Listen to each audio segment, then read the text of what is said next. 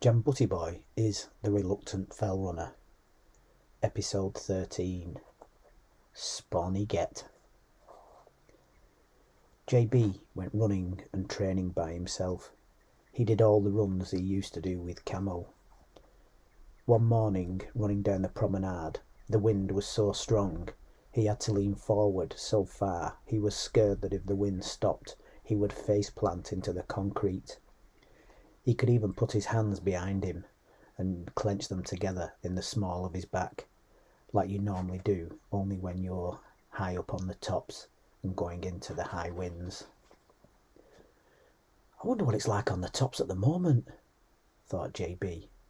The wind could probably throw you off your top of the mountain. At one point he was running just to stand still. The wind was so strong. His thighs ached, pushing him against the wind. When he turned for home, it was the strangest feeling. The wind was pushing at his back like two giant hands. When he took his foot off the ground, the wind launched him forward. He imagined he looked like those films of the astronauts walking on the moon. When he took a stride, the wind threw him forward. It was quite scary to feel so out of control. When he came through the door at home, he could feel his face go hot in the warm air inside. It was like he'd been out in the sun.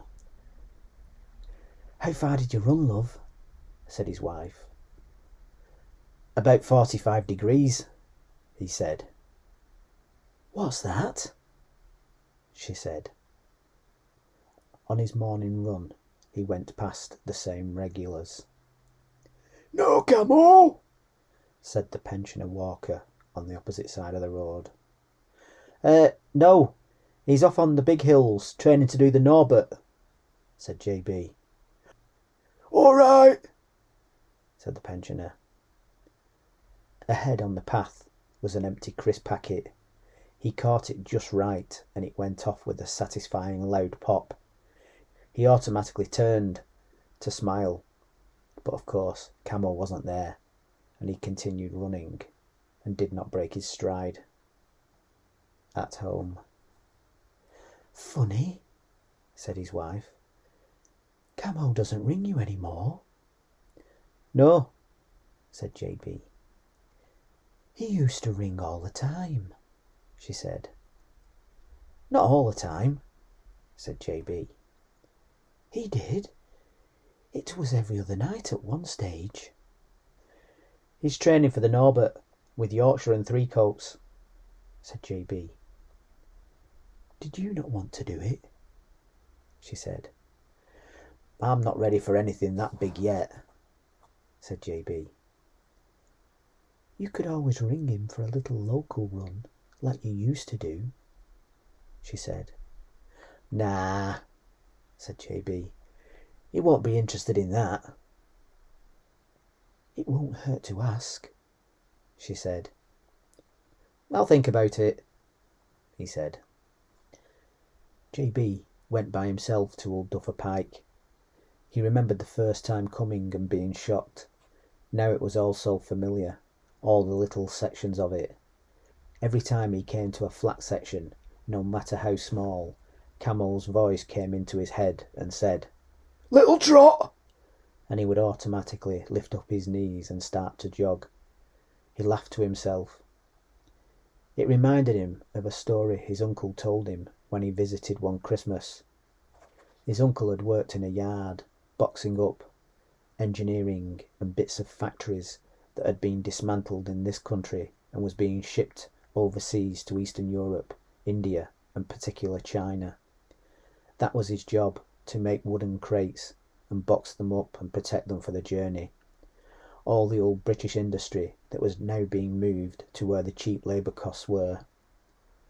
He said there was a foreman who, when he walked across the big yard, he would walk 10 yards and then run 10 yards, walk 10 yards and then run 10 yards, and that all the workers would jeer and laugh at him. "Whee! There he goes! Go on, Larry lad! Ha ha! Look at him go!" His uncle said, The poor sod had been interned in a Japanese prisoner of war camp during the Second World War, and that was how they'd made them walk everywhere, just to mess with them. If they didn't do it, they'd bayonet them. His uncle had paused then for a long moment, lost in his own thoughts. Why did I laugh? He said to himself, guiltily. JB carried on up the hill, walking the ups, running the flats. On a flat section near the top, he saw Arcayla coming towards him with her little troop. Hello, Arcayla, he said. Do I know you? She said defensively. It's JB, Jam Butty. Arcayla looked at him nonplussed. Camo's friend, he said. Oh, Camo's friend, she said, suddenly smiling and looking over his shoulder. Is he not with you today? No, said JB. Oh, she said, her smile vanishing. Oh, well, must get on. Come on, girls, there's no time to dawdle. Yes, Arcayla, said all the girls together. JB ran on. So, no ice cream or tea made for me then, he thought.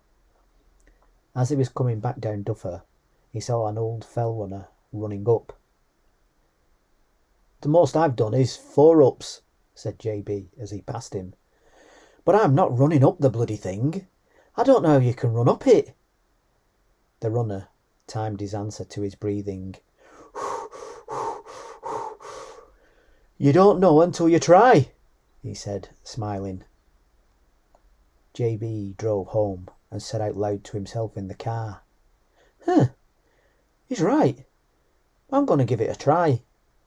The worst that can happen is that I fail and then I start walking. I'm going to do the Old Duffa challenge, he said to himself. At home that night he went to the kitchen and pulled out the big bottom drawer. After a search he found what he was looking for, a wooden lolly stick. He took a black marker pen from his pocket and wrote the initials JB on the top. The following day he got in the car to go to Duffa. He put the initialed lolly stick in the open compartment behind the gear stick. When he got out at Duffa Pike, he made sure he took the lolly stick with him and set off running.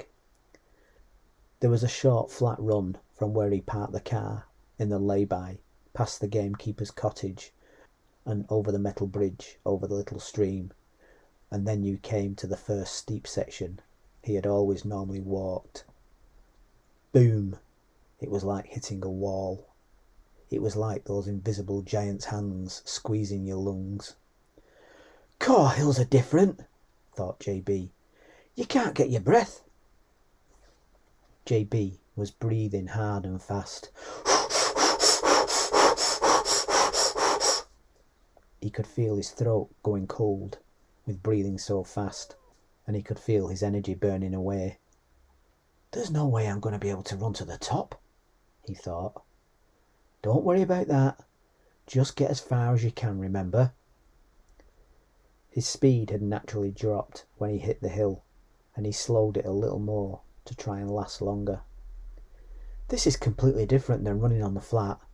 Junk miles indeed. This is more like drowning than running. I can't believe I've only done 100 metres, and I feel exhausted. He made it up past the first steep section and to a flatter section, but it was still going up, and then it was steep again. I actually feel a bit ill, he thought to himself. He could feel all his throat down deep in his chest was dry and cold from breathing in and out so rapidly. He pulled his buff up over his nose and mouth so that his out-breath warmed the in-breath and warmed his throat, but it also made it harder to breathe. He got up and round the next steep section, but then had to stop running. He went to the grass just off the path where he had quit, had a look around to try and remember it, and put the lolly stick in with his initials poking up.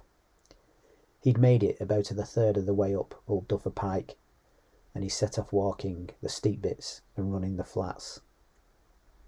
On the next day he was back for a second attempt. He slowed his pace a little compared to the day before. It was difficult to tell if it helped, because it was still beyond awful, but he made it past his previous point, snatching up the lolly stick without stopping. This time he'd made it just past halfway up the main steep section before he quit. He walked off the path and stuck the lolly stick in the ground at his new best height. On the third day and the third attempt, he slowed even further on the steep bits. He told himself that if it got tough, he would just slow further, but try not to stop. He snatched up the stick on the way up.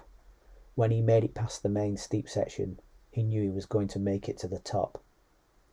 "Okay, when it's steep, don't attack it. Just drop your speed a little," he said to himself. "If it gets too hard, just drop your speed again, but don't stop." He got up onto the flat section before the top. "Okay, you're definitely going to make it now, if you manage your speed."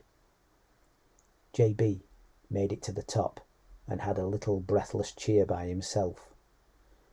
"Okay, one problem now," he said out loud.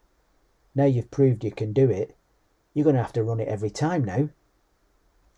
He had a celebratory pee into the hole made by the quarrymen at the top, and wondered how many other fell runners had done the same, and then started the run back down. "Bit easier this way," he thought. Back at the car, he put the lolly stick into the glove compartment as a memento. The next weekend he was back at Duffa. "Right, you can definitely do one," he thought. "Why not see how high you could get up on a second attempt, and then that would be your new marker. It'll be difficult getting to the stream and turning around to go back up and not going straight on and back to the nice comfy car.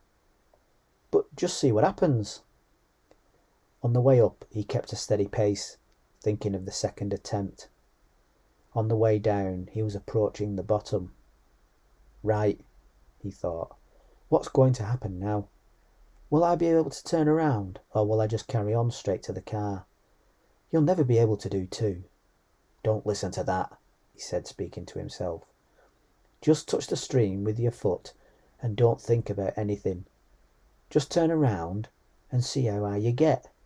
"Okay, I'll do that. I'll switch my brain off."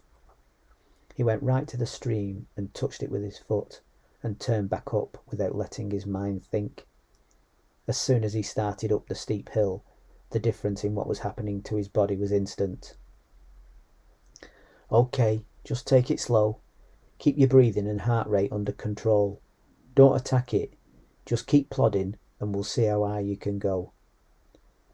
When he reached the first flatter section, he assessed how his body was coping. "Okay, running uphill is tough, but how does this one compare to the first one? I feel a little more tired than the first time, but not as much as I thought I would be. On the plus side, I feel looser.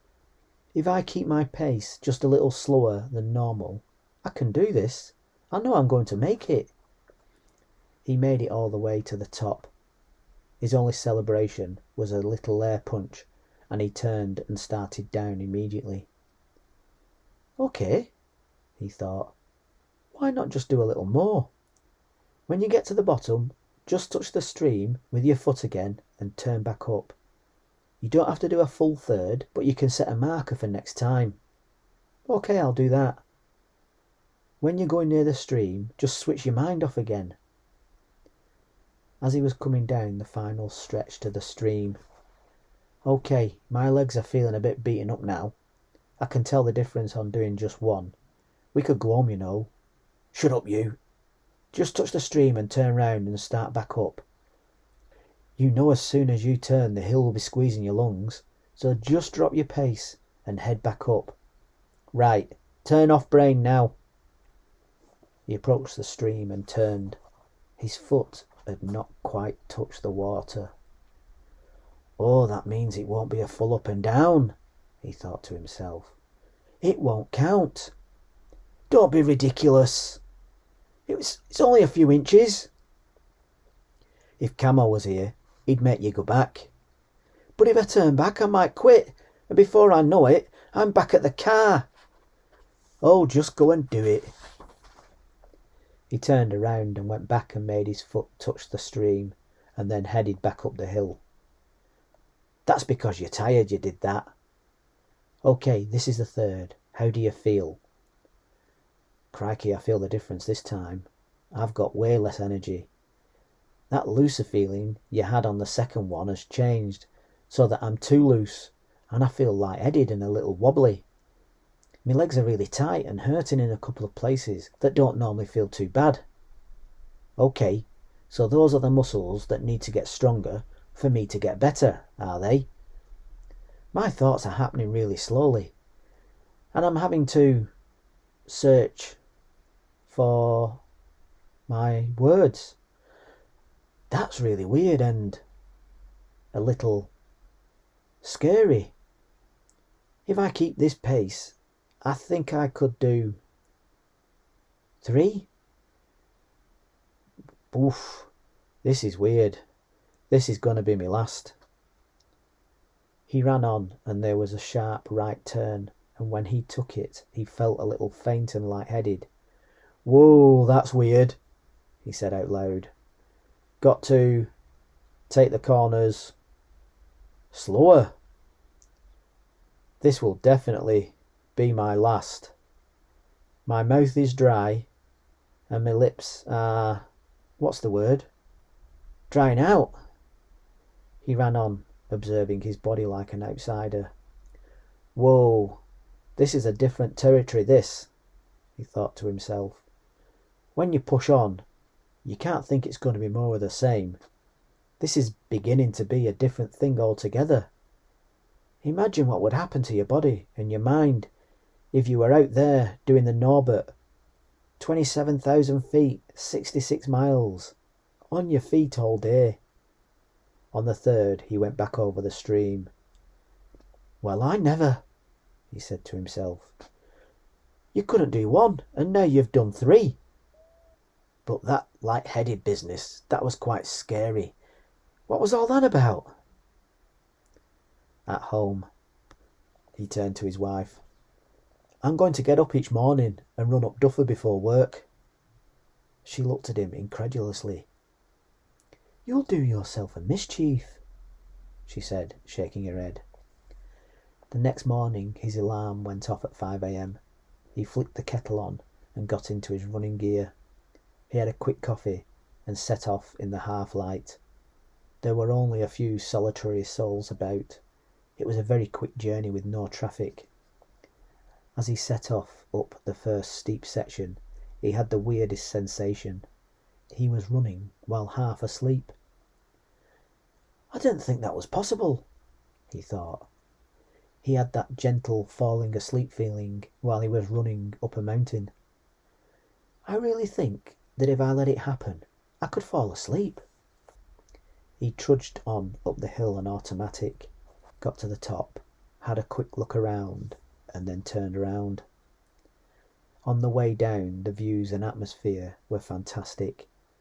Little bird noises, a little breeze. The city off into the distance, just thinking about staring, and he had the whole world to himself. Near the lower reaches of the hill, it felt magical running, and unlike going up, he was absolutely wide awake. In the same place he had been half asleep on the way up, he was now wide awake, and all his senses were buzzing. He was looking forward to a breakfast and a second coffee. At the bottom of the hill, he went up to the car. It seemed too nice to just get in and drive away and go to work. He opened the car door and took out a bottle of water he brought with him. Opposite the car was a metal farm gate facing the hill. He walked across and put his foot on a lower bar and leant on the top of the gate. He took a swig of the water, and after the run, it tasted delicious, and looked up at the hill he had just run up and took in the views and the sounds of the birds. His body soaked it up ahead of the day in the office. He had a last deep breath into the bottom of his lungs and turned to get in the car.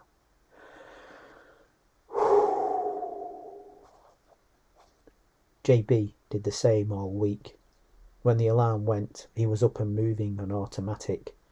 Click the kettle on, get into the running gear, quick coffee, and off. At work in the afternoon, a colleague saw him yawn. "Tired?" "A little. I ran up Old Duffa Pike this morning." "This morning? What time were you up?"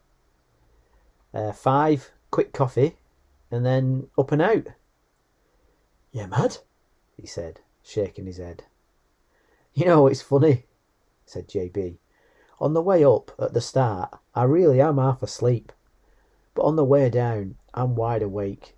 And it's glorious. Doesn't matter, sunny, raining, the fresh air, the views, no one else about, the whole world to yourself. It's absolutely amazing." "Sounds good, if I could be bothered," he said. "I've seen deer, a barn owl, hawks, as well as the usual peacocks, grouse and pheasants," said JB. "Nice." "The views are amazing. You can see the whole of Morecambe Bay, Blackpool Tower, Ingleborough, the Yorkshire Three Peaks, all the Lake District, when you're at the top. Well, on a good day, that is, when the cloud or the clag isn't down." "What about running in the rain?" he said. "Oh, I love running up there in the rain, as long as you've got your proper top on. A strong headwind is hard, but it does keep you fit." "I'll bet it does," he said. "Fancy it then?" said JB, already knowing the answer. "No chance," he said. "I'll keep to me bed and dream about it instead." JB was back on Old Duffa on Sunday morning. He was just coming down, having done one up, and was going to try and run up a second time, when he saw the veteran. "Hello, Jam Butty. How's it going like?" he said. "Good, you?" "Great. Sound. You training for anything in particular?" he said. "No, just out for a run," said JB. "Mind if I join you, like?" said the veteran. "Not at all," said JB. The veteran was walking the first steep section. "Do you ever run all the way up?" said JB, because that was what he was going to do. "What, the whole thing from top to bottom, like?" "Yeah," said JB. "What, run it all way from top to bottom, like?" "No, I've never done that, like. Training for the Norbert, you only need to be walking up the steep sections and running the flat. To be running the whole Norbert, you'd have to be world champion, like." "Oh," said JB, surprised. On the way up, there was a large hairy caterpillar crawling across the path. "Caw, look at that," said JB, making sure he didn't step on it. "It's that time of year, like," said the veteran. The further they got up towards the top, the more of them there were, until it was becoming hard to not step on them as you went. "The place is littered with them," said JB. "What a sight!" Eventually they got through them all. They ran on for a bit, and then JB thought of a question. "You might know this," he said. "What does it mean if your foot goes dead? My foot sometimes goes a little dead when I run. It's worse if I run on concrete." "That's because you're slapping your feet when you run, like, if you listen," said the veteran. JB could hear his feet slapping as he ran. "How do I stop that?" he said. "You're landing more on your heel, like, so the impact goes through to your joint and your bone. If you land on the front foot pad just beneath your toes, it will cushion the impact, and because you have to bend your foot to do it, it will give you a natural bend, like, in your ankle, knee and hips, which will be like a shock absorber, like." JB tried it. "Caw, when I do it, I can feel my muscles aching and complaining a little." That's because they're having to do more work, like, than usual to compensate, like, said the veteran. Don't give in to them, like. It's better that your muscles adapt and take up the strain, like. They can repair, like. Your hips, knees and ankles will thank you when you're older. Believe me, if I'd learnt that earlier, like, I might not have needed so many knee ops, like. I'll be having new hips, I bet, before me time too, like. Sorry to hear that, said JB. Ah, well, laughed the veteran. Should see me through to the end of me days after that, like. Cheery thought, said JB. It's right though, isn't it, like, he said. Grim Reaper collects all souls. I guess it does, said JB. God, he's a bit like Camo. Anyway, on your own, no Camo or Yorkshire, like, he said. No, I've not seen them in ages, said JB. They're off training for the Norbert. You what? Said the veteran. Haven't you heard? Heard what? Said JB. They had an attempt and failed, like, said the veteran. No, I didn't know that, said JB. God, that's a shame. And they really wanted to do it too. I thought you must have helped out on it, like, said the veteran. I thought you were there, like. No, said JB. I wasn't ready for it this year, and they pushed on to do it, so we kind of drifted off, you know. I know how it is, like, said the veteran. You could see it in their eyes, like. They were too mad for it, weren't they, like? You have to be careful not to push your normal life out. Your family and your friends, like. I've seen marriages get into real trouble with people getting obsessed about it, like. You have to put them first, like. Make sure you take people with you. The hills won't go away, but people will, like. I suppose so, said JB. What happened on their attempt, do you know? Yeah, it was the talk of the fell running circle for a bit, like, he said. I'm surprised you haven't heard it. I've not really been out with any fell runners, just kind of going out by myself, said JB. Right, well, they were really organised and everything, like, as you can imagine with them two, like. Yeah, laughed JB. They were going to do it together, like. Big promises to each other and all those best laid plans of mice and men and all that, like. But what Camo didn't know, like, was that Yorkshire was scared of heights, like. Really scared of heights. And he had purposely been avoiding Hell's Fell, like. Oh no, said JB. Yes, like, said the veteran. Yorkshire was hoping to get there and just do it once on the day, getting through on his desire for the thing, like, on his adrenaline. Anyway, they get to Hell's Fell and Yorkshire is following Camo, like. He takes one look over Camo's shoulder at the precipitous drop and he's so scared he sinks his claws into Camo's back, like, and can't let go, like. The other runners have to come and prise him off him, like. Oh dear, said JB. Poor Yorkshire. And poor Camo. Exactly, like. Well, that put them back there. They had to split the ground crew in two, like, and one half backs up with Yorkshire with the intention of coming out by the longer route, Bishopsfell, like. But Yorkshire was too shook up and couldn't get himself going again, like. I don't really blame him, said JB. Hell's Fell is pretty horrific. Yeah, said the veteran. But if he'd gone the longer route at the start, like, and admitted it, he might have been okay, like, said the veteran. True, I suppose, said JB. And what happened to Camo? Well, most of leg 2 is high up, as you know, like. Well, it was freezing cold, and there was a constant crosswind on the night, like.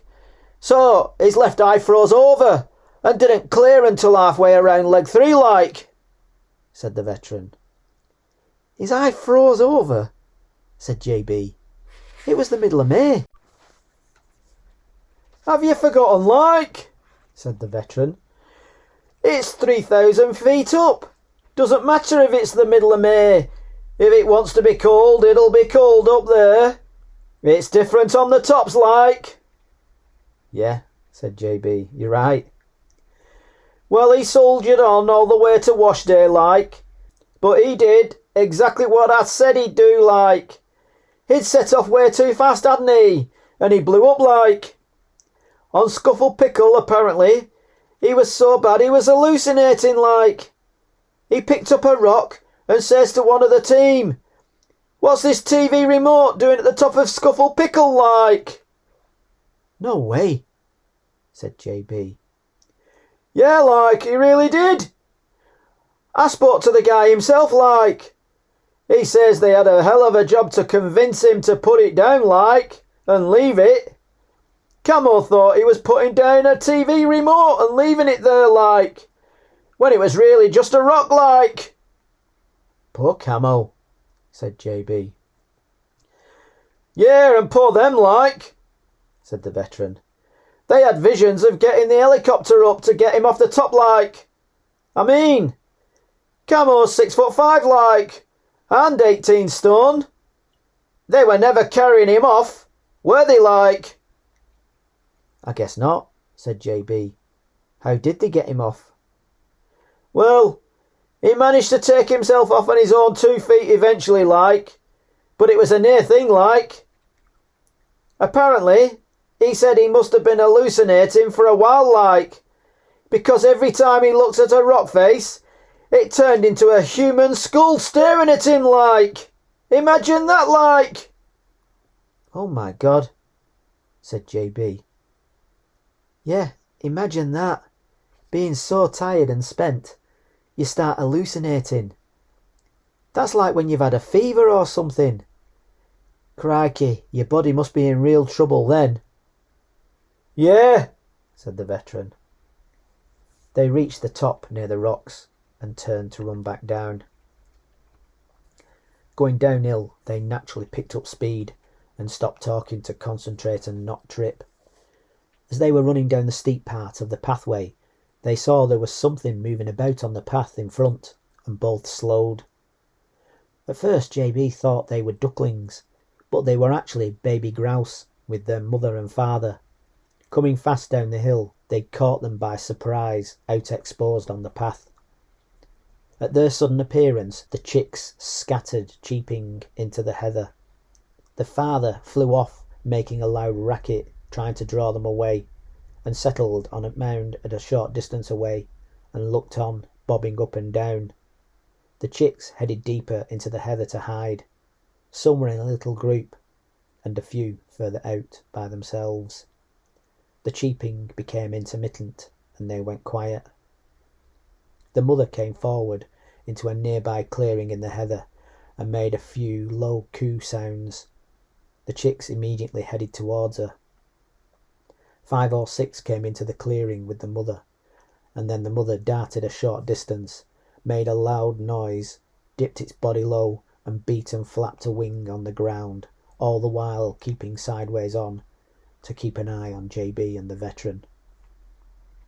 Look, said JB, she's pretending she's got a broken wing, so that we go for her and not the chicks, if we were predators. That's amazing, like, said the veteran. I've been on the fells for years, like, but I've never seen anything like that, like. It really is pretending it's got a broken wing, like. Aren't they clever, like? The mother quickly shooed the chicks into the heather behind her and continued the broken wing act. When JB and the veteran did not attack or move towards her, she stopped moving and sat still, letting out an occasional coo, but keeping sideways on, so as not to take her eye off them. The remaining scattered chicks came out of hiding, gave a cheep back, and headed towards her. The furthest chick, away down the path, scrambled up onto the top of the heather for a better look and to hear the mother better. It was a cute little ball of fluff with a beak. It came walking and cheeping over the top of the heather. Every so often it had a comical fall into a little crevice and had to scramble back up to the top. JB looked at it struggling. "I suppose we'd better leave them to it," he said, "and let them get back to the mother." They both took a last look. "How cute they are, like," said the veteran. They both carried on running down the hill. "That was good teamwork, that," said JB. "There's years of evolution going into that. The father trying to distract us and pull us away by calling out and going in the opposite direction. He's the visible one, darker than the ground, with red above his eye. The mother's more camouflaged to sit on the eggs and hide them. Did you see how camouflaged the chicks were when they went into the heather? They disappeared." "Amazing, like," said the veteran. "I'm dead chuffed I saw that, like." They ran on down the hill. JB had his buff on his wrist, and the sweat from his forehead was trickling down his face and stinging his eyes. He dabbed the sweat away with the buff. As they ran down the hill in the heat, JB had a waft of a horrible smell. "Ugh, that smells like something has died nearby. Maybe a sheep," said JB. "Could be, like," said the veteran. "Or it could be the flowers or a bush or something, giving off the same smell to attract flies, like." "Good thinking, it could," said JB, impressed. Out of nowhere, they were confronted by dozens of large black flies. JB could feel them landing on his skin. "Ugh, these are horrible," he said. "I can feel them landing on my skin." The veteran shooed them away with the flat of his hand as he ran, with a slow movement, not a fast one.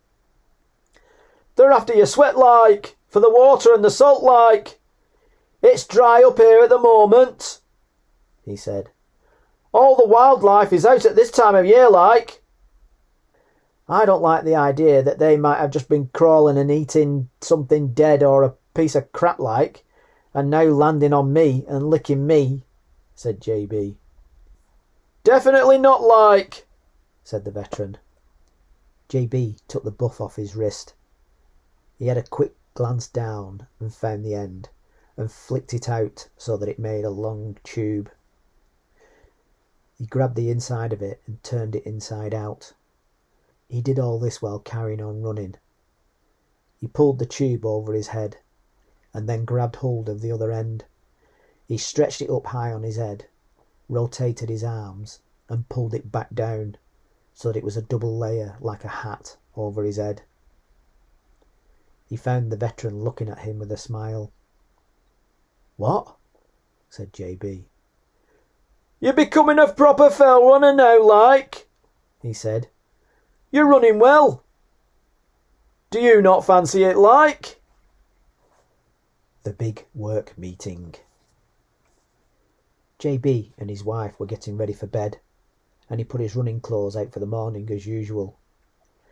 "I thought you had that big new client meeting in the morning," said his wife. "I do. I'll be fine.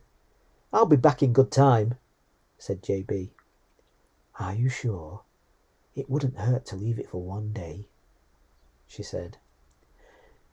"It's okay. I enjoy it. I'm used to it now. I don't want to break the routine," said JB. The next morning he set his watch to time how fast he could get to the top. He beat his record by 11 seconds and had a little jump and shout of yes at the summit. He was carrying his car key in his hand. It was a little damp and sweaty, so he put it down on a rock to do a celebratory wee into the open quarry pit. He took a quick look around at the big hills in the distance, in Yorkshire and in Cumbria, stretched his arms wide and sucked in a deep breath. "Wonderful," he said. "Right, let's get to work," he said out loud, and set off back down the hill. As he was taking a corner shortcut little pathway through the heather, he saw the wimberries were out. He stopped running and picked a few plump juicy ones. The feel of them immediately transported him back to picking them on Holcombe Hill in Bury with his grandma when he was about 6 or 7. She kept telling him not to eat too many because she wanted to make a pie. He paused before eating them and then popped them in his mouth, and he was transported back again with the burst of blueberry taste and the pop and texture of them. He looked at the smear of purple on his fingers where one had burst. He had an intense feeling of nostalgia, a swirl of intense happiness and sadness, all mixed together at the same time. He pictured himself back there then. "Caw, it's right there, but you can never go back," he thought. He laughed and shook his head to shake it off and ran on. He got back over the bridge and was heading towards the car. As soon as the car, he knew. He could picture the key back up on the rock at the top. It wasn't in his hand. "You didn't. No, you didn't. Not today," he said out loud. He glanced up at the summit in the distance and pictured the key on the rock. He glanced up at the summit and pictured the key sat there on the rock and started back up immediately. It was an unpleasant second run as he tried to push up, already having broken his time on the first one. At the top, he didn't look about, just scooped up the key and set off back down without stopping. He got back to the car, sweaty and tired. On the way back, as he was later, the traffic was busier than normal. He seemed to get stopped at every red traffic light. No matter how fast he tapped on the steering wheel, the light did not change any quicker. As he ran up the garden path at home, his wife came out with a bag full of his work clothes. "Here you are. What happened?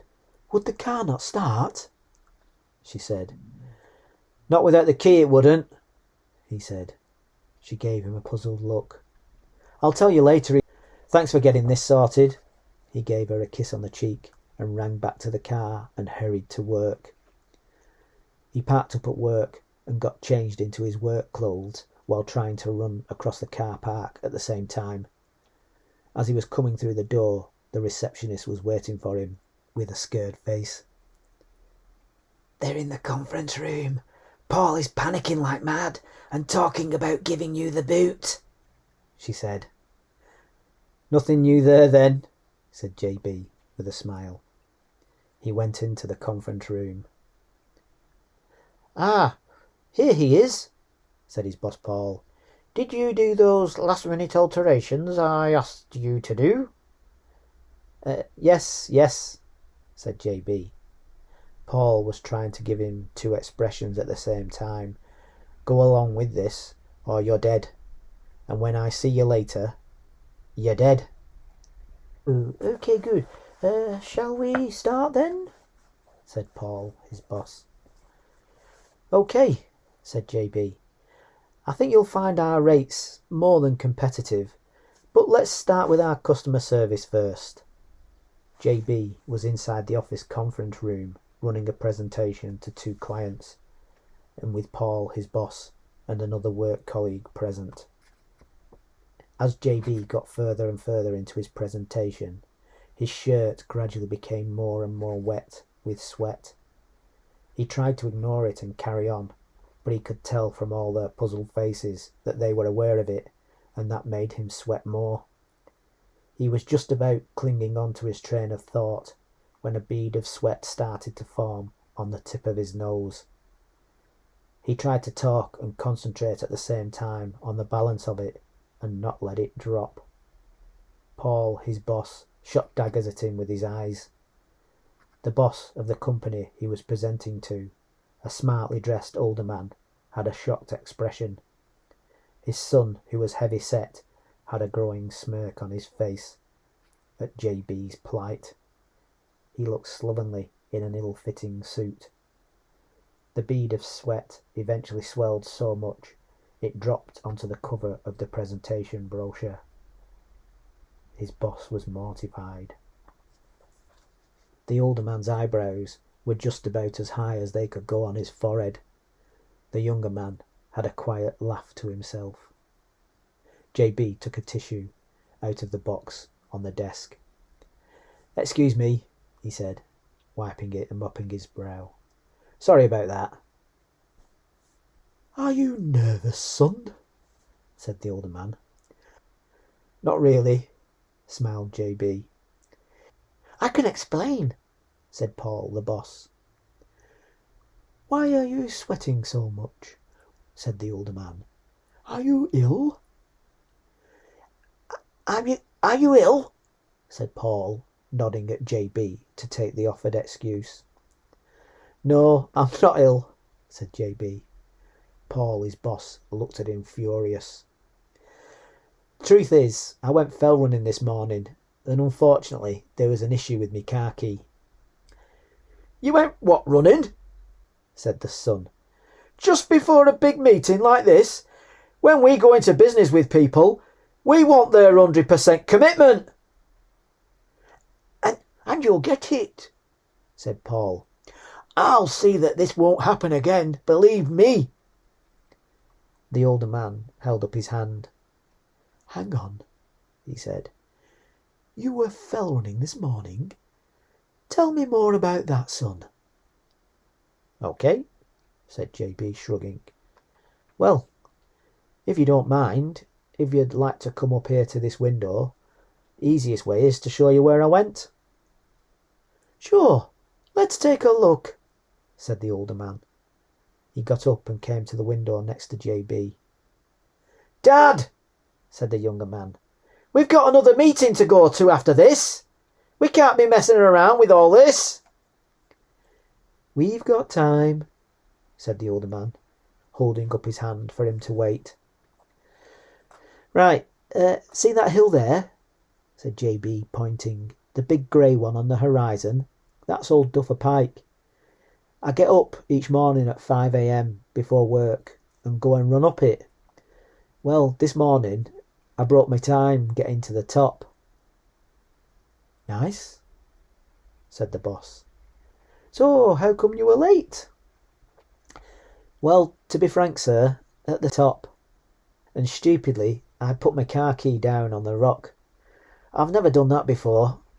I got all the way back down the hill to the car. It was only when I got there I knew exactly what I'd done. I had no option but to turn round and run all the way back up again and get it and then come straight here. That's why I'm all sweaty and no doubt a bit smelly. I got dressed in the car park and ran straight in. There were no last minute alterations. I'm not ill or nervous. I'm just running late because I stupidly left my key at the top of that hill over there." "So you could say you really are committed to save us. You're prepared to run all the way to the top of that hill and back. You didn't walk up it. You didn't call in sick," said the old man. No," said JB, surprised. "I run marathons myself," said the old man. "I had a bit of a health scare and realised I needed to do something about it and get fit." "They don't want to hear about your marathon tales, Dad," said the younger man, exasperated. The old man looked at him over his shoulder and then back at JB. "If only I could convince my son to look after himself better," he said, so that he could hear. "Oh, here we go again," said the son. "I've not done much hills in my time," said the old man. "I went out with some fell runners once. It was hard work going uphill, I can tell you. But what really surprised me was that coming downhill was worse. Hurt my knees like hell." JB laughed. "Yes, it does, doesn't it?" "I think I'll stick to the flat," said the old man. "Much easier." "Junk miles, though," teased JB. "What's that you say?" said the old man, laughing. "Well, some fell runners call flat running junk miles because it doesn't prepare you the same as downhill work. Well, obviously it doesn't, because you use different muscles on the hills than on the flat." "Well, they didn't feel like junk miles to me," laughed the old man. "I knew there was a little rivalry between fell and road runners, but I've never heard that expression before. I'll have to tell my running club that's what they're saying about us.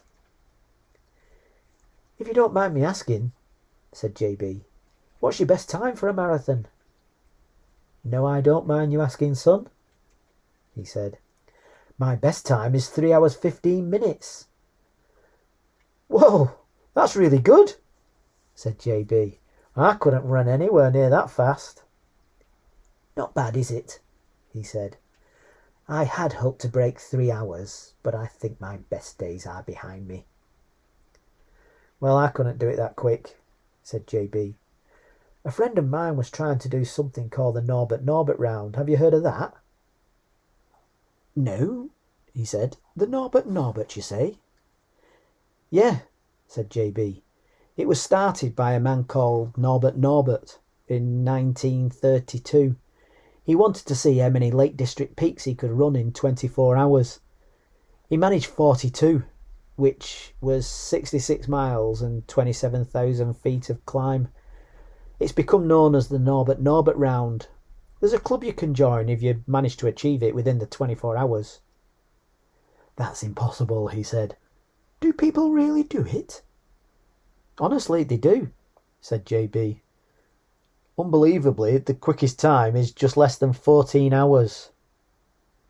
I'd like to know about that, he said.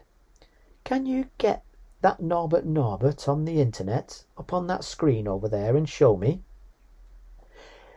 Sure we can, said Paul, his boss, nodding furiously at JB to do it.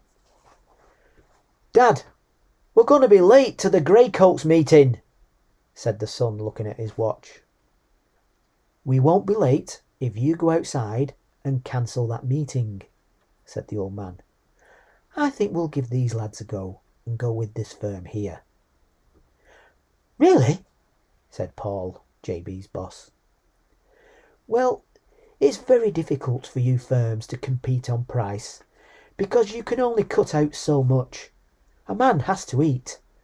So it comes down to who you want to work with and who you can trust. And I think you have good people here. So I'm going to give you a trial run at handling my business for me. Thanks, said Paul. You won't regret it. Yes, yes, he said, waving his hand and turning to JB. Now, young man, show me this Norbert thingy. Some time later, Paul showed them out and then came back in. JB was collecting up the presentation materials. No wonder they call you Jam Butty, said Paul, coming back in and slapping him on the back. You jammy bugger. Lucky the old fella did marathons or what? Ha ha, yeah, said JB. If I fell off the co-op I'd land on the divvy. It must be true. I'm a Spawny get. Ha! laughed Paul. I've not heard Spawny get since my playground days. We'll have to bring it back. His wife came in carrying the phone. She had her hand over the receiver. Who is it? Mouthed JB. It's Camo, she said. JB shook his head and pulled a face. I've already told him you're in, she said. Go on. You used to be really friendly. JB took the phone. Hi, Camo, he said. How's it going? He was wondering what he was ringing up about, what he was going to say if he asked him to go out for a run. Or even more awkward, a drink. Hi, JB. Yeah, pretty good, you? Said Camo. Yeah, good, he said, readying for the request. I saw the veteran, said Camo. He said he saw you out on Old Duffa and you were running really well. Well, I don't know about that, said JB. Just keeping fit, you know. How's your running going? Well, you've probably heard, said Camo. Me and Yorkshire tried the Norbert. Yorkshire bolted at Hell's Fell and that put him off. I got to Wash Day before I blew up. I did hear, said JB, from the veteran. I know you wanted to complete it, but doing 45 miles and 18,000 feet is amazing. Well, more than anything I've ever done. How was it? I enjoyed it, but it was brutal. Absolutely brutal, he said. I was hallucinating in the end. That's rough, said JB. You normally don't get that unless you've had a high fever or the flu or something. You must have pushed it to the limit. Over the limit, said Camo. Anyway, the reason I was ringing was... Here we go, thought JB, feeling himself tense up. The record attempt is on for the Norbert, right now. Ken Juggernaut, the greatest fell runner ever. He's over from Spain, and he's out on the hills right now trying to break Duncan's record. Oh, said JB. Does anyone know how he's doing? All I can find out is that he's up on time and due to arrive about 6 p.m. But no one can get a signal up there to track his progress. It's so remote, there's no signal anywhere. They only got electricity up there in the 70s. Apparently he's on target to smash the record that's stood since 1982. That would be an amazing achievement, said JB. That time has nearly lasted 40 years, said Camo. I can see this one lasting just as long too. It could be a once-in-a-lifetime event. It certainly could that, said JB. That's why I'm ringing, said Camo. I was wondering if you fancied going up and watching him come in. If we set off in about an hour, we should have plenty of time to get to Candlewick and see him in. Me? Said JB. Yeah, when I saw the record was on, I thought I'd like to see it through. With you, he said. This Norbert thing, it's been a bit of an obsession of mine. I think if I can watch the record broken, I'll be able to put it behind me and lay it to bed. And you've been there with me from the start of all this. I thought we could see it through together. I don't know, said JB. Just let me think a minute. I don't blame you if you said no, said Camo. I've been thinking, we were a bit rough on you last time we were out. I was speaking to the wife, and she said I should have stuck with you. You tried to warn me about it, and to get me not to attack it too much. Well, I don't know about that, said JB. Just hang on a minute. He told his wife what was happening. You go, she said. We'll be fine. You'll enjoy that. Are you sure? He said. That will be amazing to see, she said. Camo is right. It might not happen again. Okay. He took Camo. Brilliant! I'll come and pick you up. See you in an hour, buddy. Okay, I'll see you then. They parked up at Candlewick and walked into the town centre. It was a beautiful warm summer's day, probably why Ken Juggernaut had picked it for his attempt. God, look at this, said JB.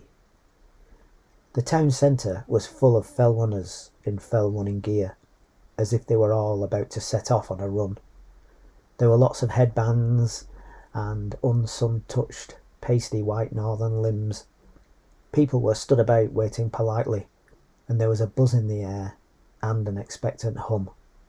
As JB and Camo walked through the crowd, there were people they knew from the fell running community. Hi, Camo! Hiya, Jam Butty! Anyone got a time for when Ken is due in? Said Camo.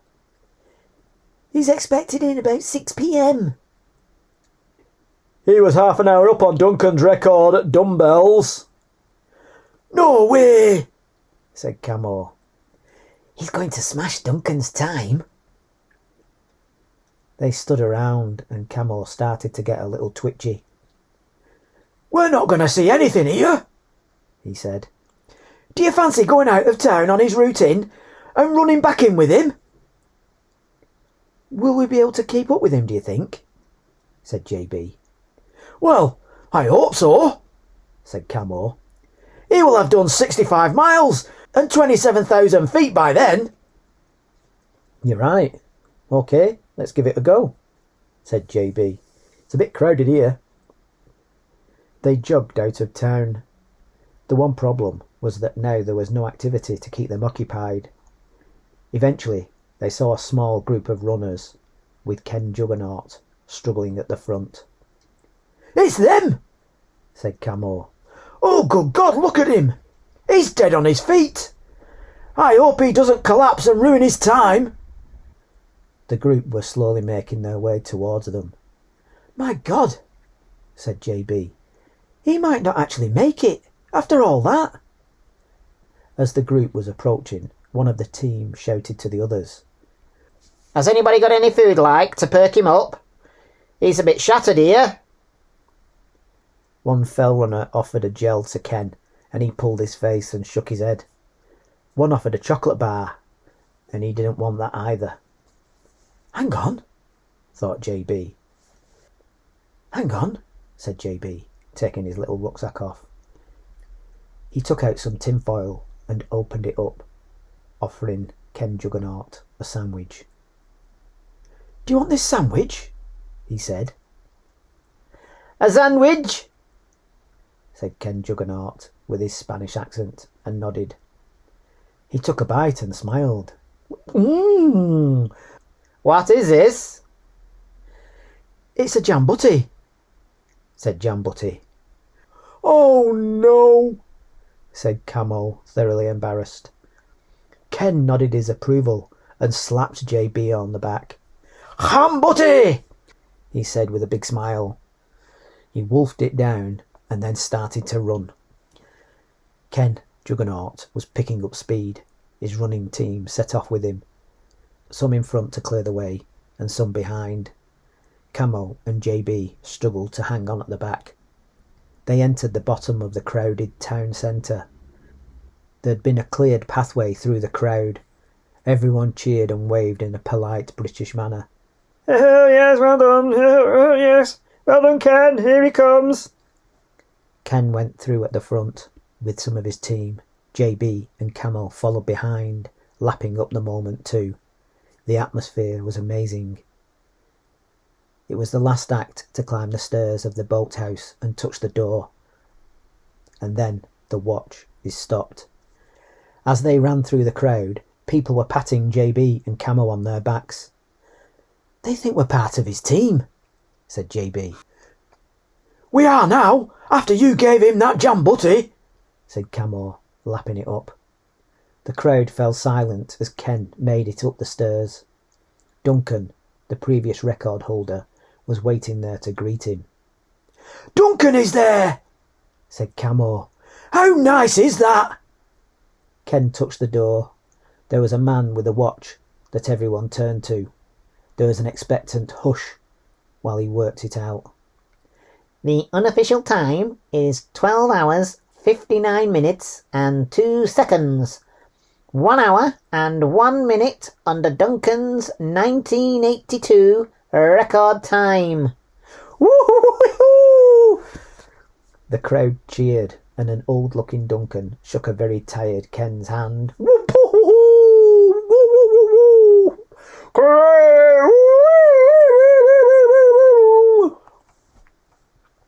This is amazing, said Camo with a tear in his eye. I'm so glad to have seen it. And to run in with him too. The great Ken Juggernaut. I've run with the great Ken Juggernaut when he broke the Norbert Norbert record. And you ran in with him too, Jam Butty. And you gave him that sandwich. Such a nice atmosphere, said JB. Really happy and respectful. That's the fell running community for you, said Camo. Really nice people. Camo unashamedly wiped a tear from his eye. Wow, he said. At the front on the raised steps of the boathouse, they could see people shaking Ken's hand. An organiser handed Duncan a microphone. Duncan's going to speak, Duncan's going to speak, Duncan's going to speak, was passed around, and the crowd went quiet. Well, it is lovely to see so many people here, and so many people who love this crazy sport of ours, in our little Cumbrian village town. And this sport of ours, that started off with just a group of shepherds who wanted to compete against each other and test how high and how far that they could go. Who knew it would come to this? There was polite comments and cheers from the crowd. Hear, hear! Good on you, Duncan! Well said, Duncan. What a delightful chap. I am so happy that Ken Juggernaut has broken my record here today, and in such a magnificent time too. The crowd gently clapped.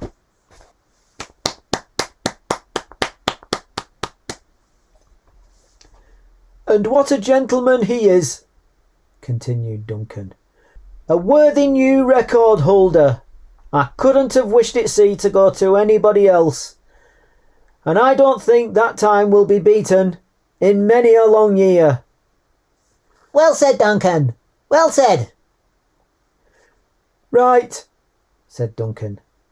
I think the plan is for Ken to go and get a shower and have something to eat, because he's just a little tired at the moment. But he will be back in about an hour for anyone who wants to stay and ask any questions. I'll ask him if he wants to have a quick word now. Duncan handed him the microphone, and Ken struggled to his feet. He walked to the front of the little balcony. He blew into the microphone to test it. Ken put his hand in the air and shouted, "Jam Butty!" Everyone looked around at each other and then joined in the shout. "Jam Butty!" they shouted. "Jam Butty!" JB and Camo looked at each other shocked. "He must have got round on ham butties," said a runner near him. "If it's good enough for Ken, I'm going to start eating ham butties too. That must be the secret sauce. That must be his secret fuel." "Me too," said another runner. "Ham butties, just the ticket." "And me," said another. No, said JB to them. it was a Jam Butty. It's his accent. He's Spanish. The fell runners looked at him sceptically and then tried to look past him to where Ken was. "It's true," said JB. "Honestly, he's a vegetarian. He lives on berries and spring water up in the mountains." "Yeah, right," said one of the fell runners. "He said ham butty." Camo looked at JB and shrugged. A few days later, Ken Juggernaut was going through Manchester Airport on his way home to Spain, carrying a heavy suitcase. "Anything to declare?" said airport check-in. "No," said Ken Juggernaut. "Could you open the case, please, sir?" said the man in his smart uniform. Ken opened the suitcase to show a row of jars of jam and loaves of white bread. The check-in clerk was surprised and looked at him. "Jam Butty!" said Ken Juggernaut.